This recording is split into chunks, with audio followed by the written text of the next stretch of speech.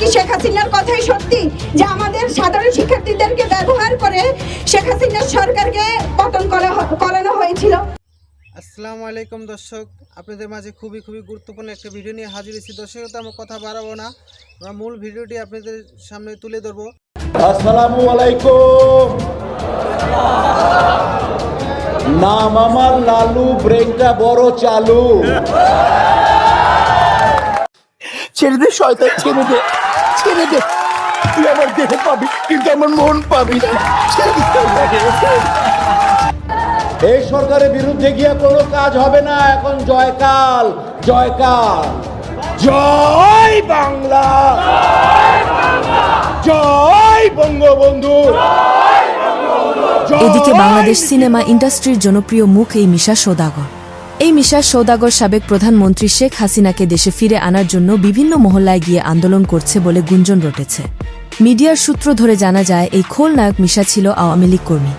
এখন শেখ হাসিনাকে দেশে ফিরিয়ে আনার জন্য মিশা সওদাগর আন্দোলন করছে বলে গুঞ্জন রটেছে। এই সরকারের বিরুদ্ধে গিয়ে কোনো কাজ হবে না। এখন জয়কাল, জয়কাল, জয় বাংলা, জয় বঙ্গবন্ধু।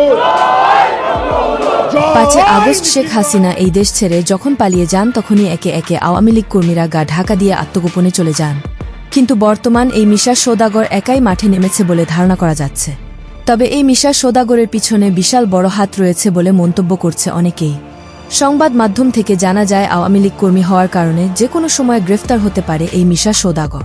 এদিকে আবার সমন্বয়ক থেকে শুরু করে উপদেষ্টাদের বিরুদ্ধে নানানভাবে আন্দোলন করছেন শিক্ষার্থীরা। তার মানে কি শেখ হাসিনার কথাই সত্যি যে আমাদের সাধারণ শিক্ষার্থীদেরকে ব্যবহার করে শেখ হাসিনার সরকারকে পতন করানো হয়েছিল?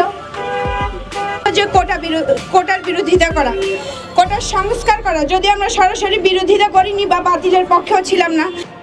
দেশের আমজনতা বলছে, দেশ যদি দ্বিতীয়বারের মতো স্বাধীনে হয়, তাহলে আমরা এখনো জাতীয় মাছ ইলিশ কিনে খেতে পারছি না। কেন এখনো কাঁচা বাজারের দাম কমছে না? কেন এখনো পর্যন্ত কোনো পণ্যের দাম কমছে না? এই বিষয়ে নানান প্রশ্ন